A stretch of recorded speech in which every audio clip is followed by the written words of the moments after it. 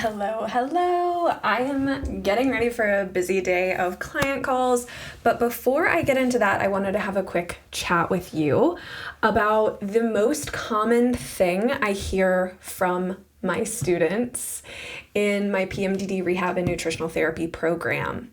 And this is really a myth, both a mindset myth and kind of a physiological myth when it comes to health and wellness.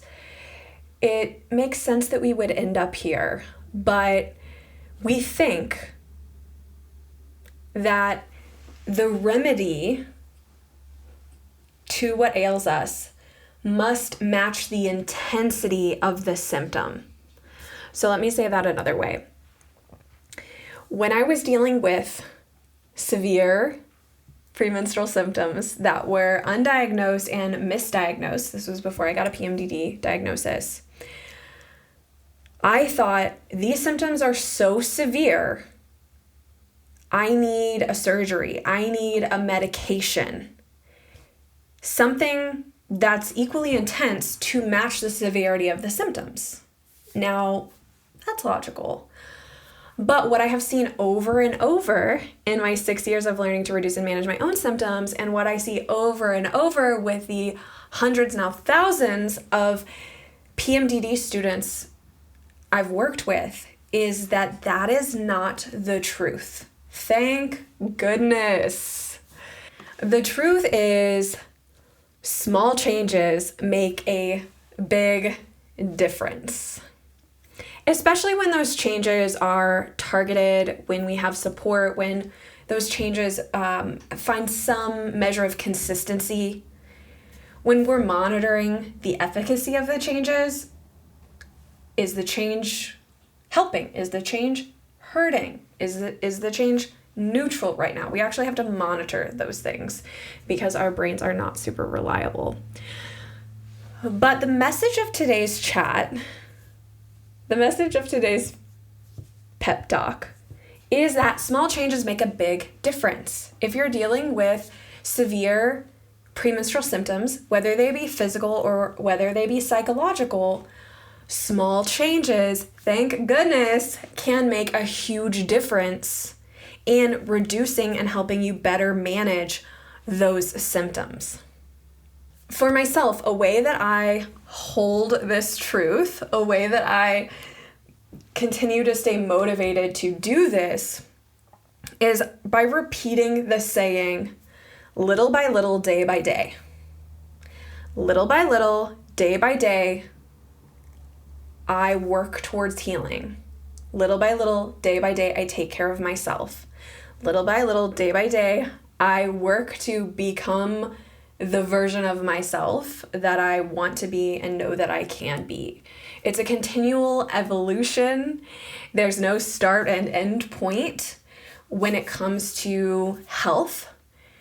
And this is true also in the context of managing and reducing PMDD symptoms.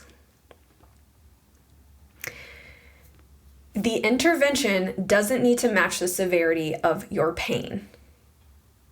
And we can see this play out in other realms.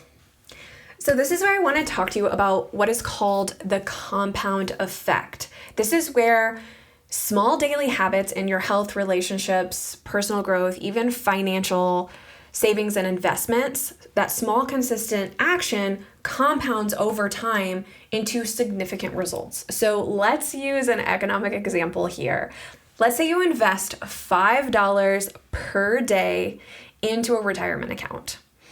That adds up to $35 per week, $150 per month, and $1,825 per year. We'll use about a 7% average annual return over 10 years.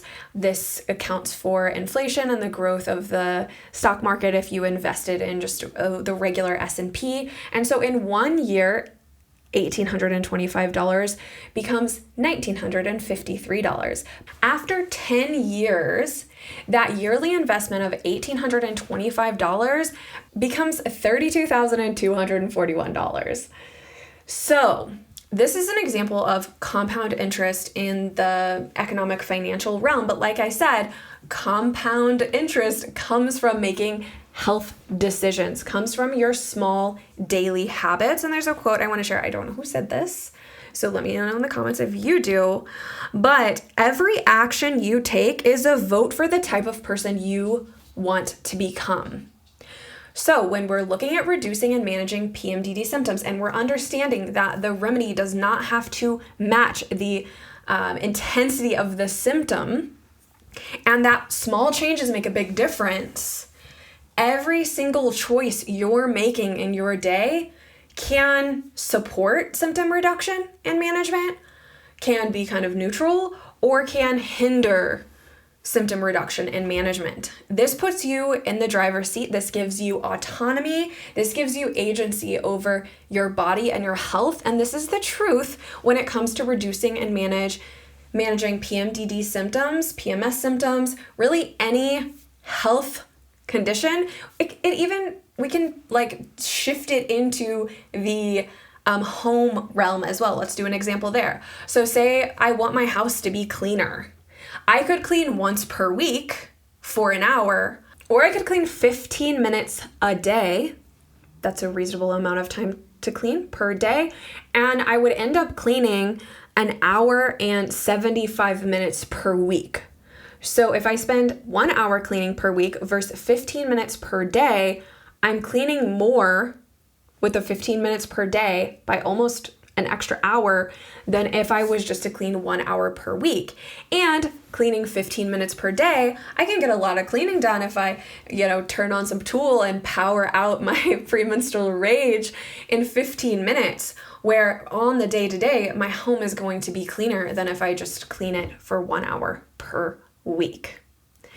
I'm hoping this is helping you feel more empowered, more energized, more excited about the prospect of you learning to reduce and manage severe premenstrual symptoms over the long term, when you recognize it doesn't require an overhaul of your entire life. It doesn't require you tomorrow becoming a different person, changing every aspect of your life, that these small focused actions, little by little, day by day, can transform your experience with PMDD and can transform your life, because you're getting days, weeks, and months of your life back from struggling with these symptoms. I see it every day with my PMDD rehab students. I see it every day with my one-to-one coaching clients.